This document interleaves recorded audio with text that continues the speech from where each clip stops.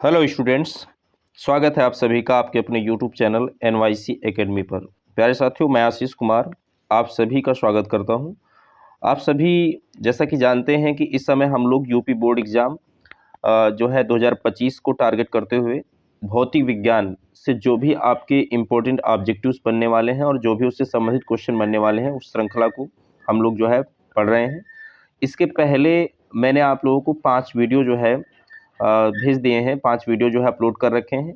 अगर आप चैनल पर नए हैं तो पहले आप उन वीडियो को ज़रूर देख लें और सारा मैटर जो है आप उसका नोट्स बना लें, ठीक है।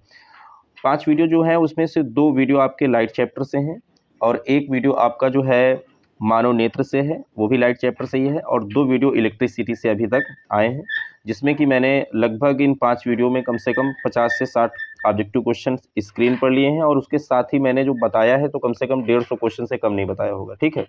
ये सीरीज़ बिल्कुल आप देख लीजिए। देखो, ज़्यादा वीडियो भी बड़ा नहीं है, 15 से 20 मिनट का वीडियो होता है। आप आराम से इसको जो है देख सकते हैं, 1 बार 2 बार वीडियो को देखिए।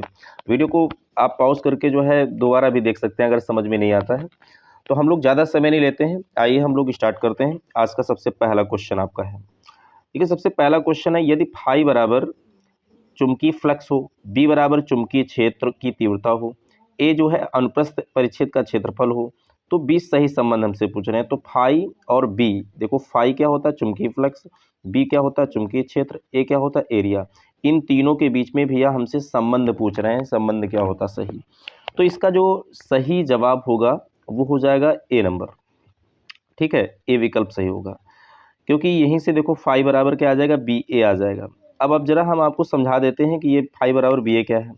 देखो, जब एरिया और चुंबकीय क्षेत्र दोनों की डायरेक्शन सेम ही होगी, ठीक है। एरिया और चुंबकीय क्षेत्र दोनों की डायरेक्शन क्या होगी, सेम। तो ऐसे में आपका ये जो फार्मूला हो जाएगा फाई बराबर बी ए होगा, ठीक है। लेकिन जब आपका जो है एरिया और चुंबकीय क्षेत्र की दिशा और एरिया के बीच में थीटा का एंगल बन जाएगा, ठीक है। थीटा एंगल होगा तो इस पर्पज में आपका फार्मूला हो जाएगा जो है फाई बराबर बी ए कॉस थीटा, ठीक है। फाई बराबर बी ए कॉस थीटा। तो इस बात को याद रखिएगा, ये चुंबकीय फ्लक्स है। अब थोड़ा सा हम लोग चुंबकीय फ्लक्स के विषय में पढ़ लेते हैं कि ये चुंबकीय फ्लक्स होता क्या है। देखिए, तो चुंबकीय फ्लक्स जो होता है, फ्लक्स का मतलब पहले क्या होता है, एक शब्द इसमें आ रहा है फ्लक्स। तो देखो, फ्लक्स का मतलब होता है मात्रा, और मात्रा हमेशा अदिश राशि होती है, यानी कि किसी भी पृष्ठ से होकर गुजरने वाले चुंबकीय बल रेखाओं की संख्या।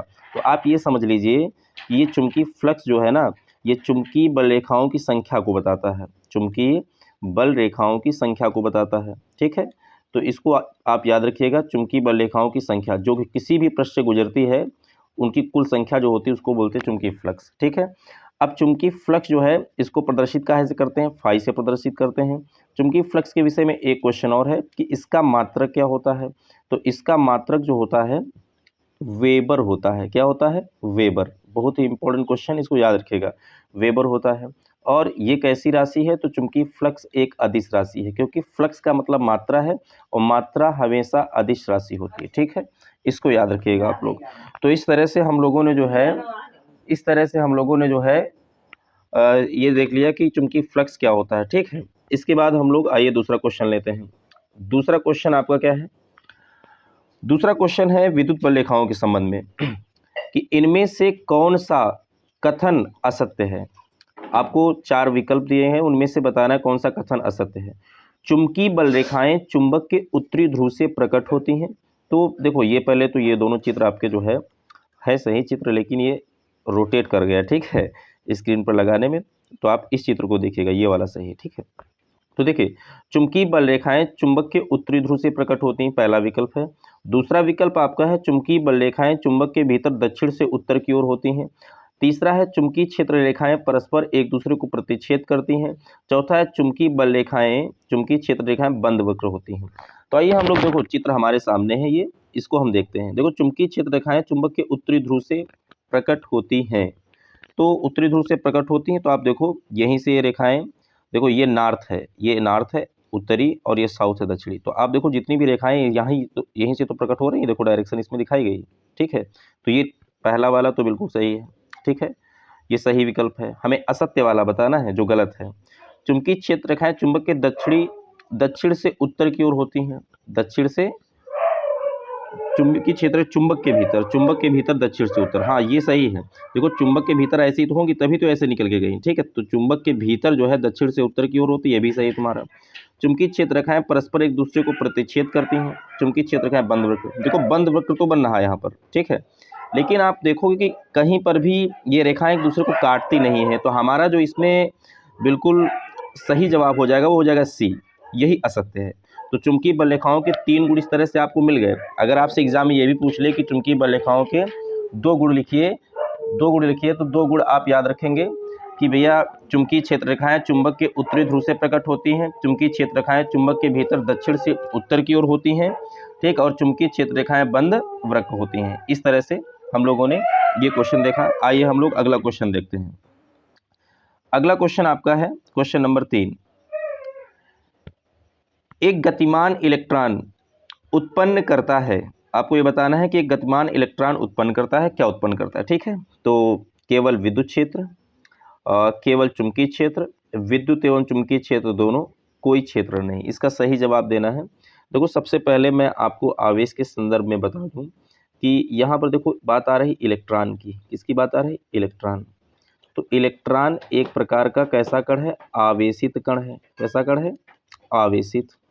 और इलेक्ट्रॉन पर मैंने कल की वीडियो में आवेश कितना होता है, ऋणावेश होता है, वो मैंने बताया था। और आवेश के अपने नेचर हैं।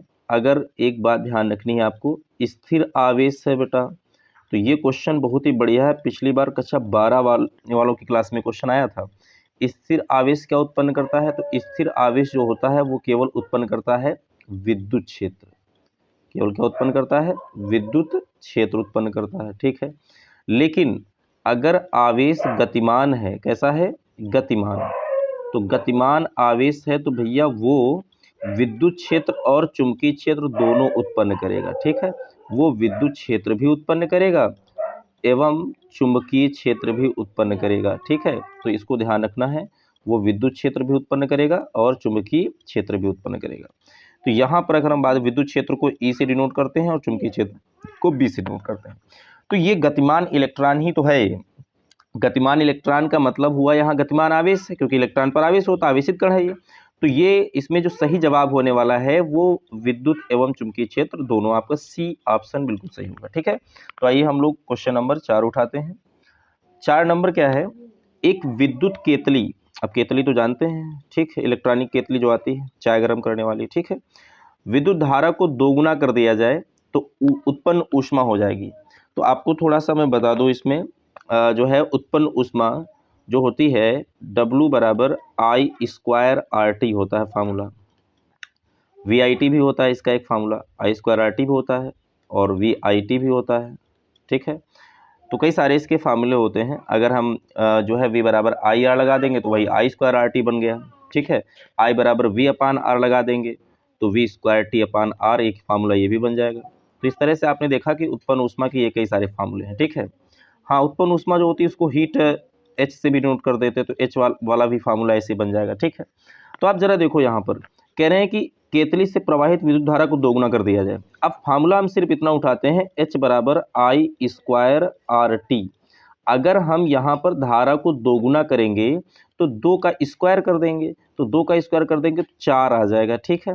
तो कहने का मतलब यहाँ पर जो उत्पन्न ऊष्मा हो जाएगी वो कितनी गुनी हो जाएगी, 4 गुनी हो जाएगी। ये बहुत ही बेहतर क्वेश्चन है, आप इसको याद रखिएगा, ठीक है, 4 गुनी हो जाएगी। अब उत्पन्न ऊष्मा के विषय में एक बात और देखो, ऊष्मा ऊर्जा का मात्रक तो क्या होता है, ऊर्जा का मात्रक, विद्युत ऊर्जा का मात्रक होता है जूल, ठीक है। लेकिन जब ऊर्जा जो है ऊष्मा में बदल जाए, किस में बदल जाए, ऊष्मा में, तो एक मात्रक इसका और भी हम यूज कर लेते हैं, कैलोरी। क्या यूज करते हैं, कैलोरी, ठीक है। अब आपसे क्वेश्चन पूछता है कि 1 कैलोरी में कितने जूल होते हैं, तो ये क्वेश्चन बहुत इंपॉर्टेंट है। 1 कैलोरी में 4.2 जूल होते हैं। इस बात को भैया ध्यान रखिएगा और इसको नोट कर लीजिएगा, ठीक है। एक कॉपी अच्छी से बना लीजिए, मैं बार बार कहता हूँ, नोट कर लीजिए इसको, ठीक है। 1 कैलोरी में 4.2 जूल होते हैं। तो आइए हम लोग क्वेश्चन नंबर 5 लेते हैं।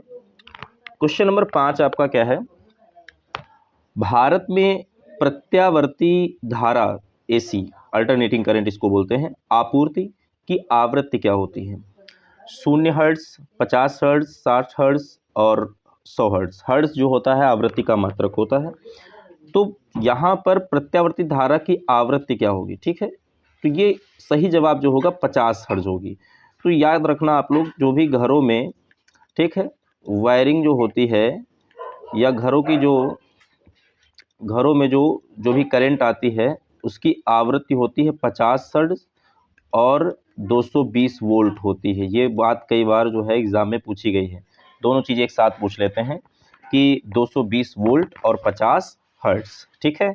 तो आवृत्ति जो होती है, आवृत्ति का फार्मूला होता है F = 1/T। आवृत्ति बराबर होता है 1/, आवर्तकाल। 1/, क्या होता है, आवर्तकाल, ठीक है। 1 सेकंड में किए गए कंपन, ये समझ लीजिए, उसको आवृत्ति हम बोलते हैं, ठीक है। तो आइए हम लोग अगला क्वेश्चन देखते हैं। क्वेश्चन नंबर 6 उठाते हैं। क्वेश्चन नंबर 6 आपका है, विद्युत चुंबकीय प्रेरण के नियमों का प्रतिपादन किसने किया था। देखो, विद्युत चुंबकीय प्रेरण के नियम आपको बताने हैं। तो पहला जवाब है हेनरी ने, दूसरा है गॉस ने, तीसरा है फैराडे ने, चौथा है ऑस्टेड ने, ठीक है। तो यहाँ पर जो बिल्कुल सही जवाब आपका है वो फैराडे होगा। क्या होगा, फैराडे।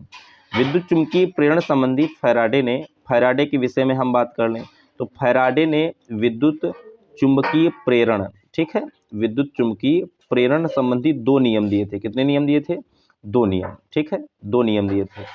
तो 2 नियम इन्होंने प्रतिपादित किए थे। और अगर हम बात करें 2 नियम में, जो सबसे दूसरा नियम है वो काफ़ी इंपॉर्टेंट है, ठीक है। दूसरा नियम तो दोनों इंपॉर्टेंट है, लेकिन दूसरा नियम जो होता है, इसी से विद्युत वाहक बल का फार्मूला पता चलता है। तो E बराबर फार्मूला होता है -d∅/dt, ठीक है। अगर फेरों की संख्या आ जाएगी तो N_d∅/dt हो जाएगा, यही फार्मूला। अब देखो, इसमें एक ऑप्शन ऑस्टेड है। इस सवाल का जवाब तो सी हो गया, लेकिन एक ये भी क्वेश्चन आप देख लीजिए। ऑस्टेड ने क्या क्या बताया। ऑस्टेड ने बताया था विद्युत धारा के चुंबकीय प्रभाव को, ठीक है, विद्युत धारा के चुंबकीय प्रभाव को। ये क्वेश्चन आ जाता है एग्जाम में कि विद्युत धारा के चुंबकीय प्रभाव को किसने बताया था, तो ऑस्टेड ने बताया था। बात समझ में आई कि नहीं आई, ठीक। हेनरी, ये तो मात्रक भी होता है, हेनरी साइंटिस्ट भी हैं। तो प्रेरकत्व का मात्रक जो होता है, या हम कह लें स्वप्रेरण गुणांक, स्वप्रेरण और गुणांक, इसका मात्रक होता है हेनरी, ठीक है। ये चीज़ याद रखिएगा, है ना। गॉस भी जो है संबंधित हैं विद्युत फ्लक्स को लेकर के। फाई बराबर जो है फाई बराबर EA, ठीक है, ये विद्युत फ्लक्स है। और गॉस की प्रमेय अपनी होती है फाई बराबर Q/ε0, ठीक है। ये फार्मूला इन्होंने दिया था। तो इस प्रकार से चारों ऑप्शन के विषय में हम लोगों ने डिस्कस कर लिया है। तो इस प्रश्न का सही जवाब सी है। आइए हम लोग आगे बढ़ते हैं। क्वेश्चन नंबर 7 आपका क्या है, मानव शरीर के किस अंग में चुंबकीय क्षेत्र उत्पन्न होता है। आपको यह बताना है कि मानव शरीर का कौन सा अंग है जिससे चुंबकीय क्षेत्र क्या होता है, उत्पन्न होता है। ऑप्शन है आपके मस्तिष्क में, हृदय में, आँख में, मस्तिष्क और हृदय दोनों में। तो इसका सही जवाब आपको बताना है, ये क्या होगा। तो यहाँ पर जो इस प्रश्न का सही जवाब होगा वो मस्तिष्क और हृदय दोनों होंगे, ठीक है। यानी माइंड और साथ में हार्ट, ये दोनों ऐसे अंग हैं जो मैग्नेटिक फील्ड उत्पन्न करते हैं। क्वेश्चन ये इंपॉर्टेंट है, जो चुंबकीय क्षेत्र उत्पन्न करते हैं वो मस्तिष्क और हृदय है, ठीक है, दोनों। आज ये हम लोग क्वेश्चन नंबर 8 देखते हैं। 8 क्या है, अत्यधिक उच्च प्रतिरोध वाला पदार्थ कहलाता है चालक, अर्धचालक, अतिचालक, विद्युत रोधी। देखो, विद्युत रोधी को हम लोग इंसुलेटर भी बोलते हैं, ठीक है। इंसुलेटर जो बिजली के खंभे में लगे रहते हैं, ठीक है, उसको हम इंसुलेटर बोलते हैं, है ना। अब देखिए यहाँ पर अगर हम बात करें, एक बात देखो, फार्मूला आपके पास क्या है, I = V/R होता है। तो अगर प्रतिरोध का वैल्यू बहुत ज़्यादा हो जाएगा, R का वैल्यू बहुत ज़्यादा हो जाएगा, तो इस कंडीशन में I जो है एकदम 0 के समान हो जाता है, I बहुत कम हो जाता है। मतलब अति उच्च प्रतिरोध वाला पदार्थ जो होता है उसमें धारा का प्रवाह, ठीक है, धारा का प्रवाह आसानी से नहीं होता, धारा का प्रवाह नहीं होता, हम कह सकते हैं, ठीक है। तो अब ऐसे पदार्थ क्या है, चालक तो हो नहीं सकते, क्योंकि चालक की परिभाषा होती है ऐसे पदार्थ जिनमें आवेश का प्रवाह, धारा का प्रवाह आसानी से हो जाए। अर्धचालक जो सामान्य अवस्था में तो जो है अचालक होते, लेकिन अपद्रव्य मिलाने पर चालक बन जाते, तो ये भी, इसमें भी धारा का प्रवाह हो जाएगा। अतिचालक में भी यही होगा, ठीक है। अब इस यहाँ पर ये सुपर कंडक्टर, इनमें भी धारा का प्रवाह होता है। विद्युत रोधी एक हमारा ऑप्शन है इंसुलेटर्स। ठीक है, ये पदार्थ जो होते हैं ये अति उच्च प्रतिरोध वाले होते हैं और इनमें धारा का प्रवाह संभव नहीं होता है। ठीक है, तो इस बात को थोड़ा सा याद रखिएगा। इसका जो सही जवाब होगा विद्युत रोधी हो जाएगा। आइए हम लोग आज की जो है क्वेश्चन हम लोगों ने देख लिए। तो आज का आपका मोटिवेशन क्या है? देखो, मोटिवेशन बहुत ज़रूरी है। जब तक मोटिवेशन नहीं होगा तो हम लोगों के काम करने की जो पावर होती है वो कम हो जाती है। आज का मोटिवेशन है, मुश्किलों के दौर में भी हौसलों से चल पड़ो, मुश्किलों के दौर में भी हौसलों से चल पड़ो, हार के अंधकार में भी दीप बनकर जल पड़ो। तो अभी सारे विद्यार्थियों को मैं बताना चाहता हूं कि आपके एग्ज़ाम के कल की वीडियो में भी मैंने बताया था, बहुत कम 3 महीने कल तक थे, अब तो आपके बहुत ही कम, एक एक दिन कम होता चला जा रहा है। तो अभी आपके पास जो भी जो है 89 दिन या 88 दिन जो भी बचे हैं उसका सदुपयोग कर लीजिए। अगर इसका सदुपयोग आपने कर लिया पर डे 5 से 6 घंटे पढ़ाई करने में, तो यकीन मानिए आप बिल्कुल दीप बनकर ही जल पड़ेंगे और एक गांव में, विद्यालय में आपका एक नाम होगा और अच्छे नंबर आएंगे। ठीक है, तो आपका जो है एग्ज़ाम बहुत जल्द जो है 2-3 महीने में जो भी होने वाले हैं उसकी तैयारी आप लोग बढ़िया से जारी रखिए और जितने भी क्वेश्चन कराए जाते हैं उन क्वेश्चन को आप लोग ध्यान देते रहिए और नोट्स जरूर बनाइए। ठीक है, और वीडियो जो पीछे के वीडियो हैं अगर उनको नहीं देखा है आप लोगों ने, 5 वीडियो अपलोड हो चुके हैं, उनको ज़रूर देख लीजिए। और प्लीज़ अगर आपको वीडियो में जो भी मैटर पढ़ाया जाता है वो समझ में आता है तो आप चैनल को सब्सक्राइब जरूर कर लें और जो भी आपके फ्रेंड्स हैं उनको वीडियो शेयर करना बिल्कुल ना भूलें। शेयर भी कर देंगे क्योंकि जो है आपसे ना तो इसकी कोई फ़ीस ली जाती है, ना ही कुछ इसमें डिमांड किया जाता है। तो इतना तो आप कर ही सकते हैं कि अगर आपके लिए टाइम निकाल कर थोड़ी देर के लिए मैं ये वीडियो लेकर आता हूँ तो इसमें बहुत सारा काम करना होता है। तो इस एवज़ में बस आपसे यही हम कहना चाहेंगे, आप वीडियो को शेयर ज़रूर कर दीजिएगा। ठीक है, जिससे कि आपके साथ साथ आपके जो और भी दोस्त हैं उनको भी ये फ़ायदा मिल सके। ठीक है, तो आज की वीडियो में हम लोग इतने ही रखते हैं। ठीक है, और हम लोग नेक्स्ट जो है कल वीडियो में आएंगे और फिर से जो है ये क्लास जो है रिकॉर्ड करेंगे। तो धन्यवाद आज के लिए।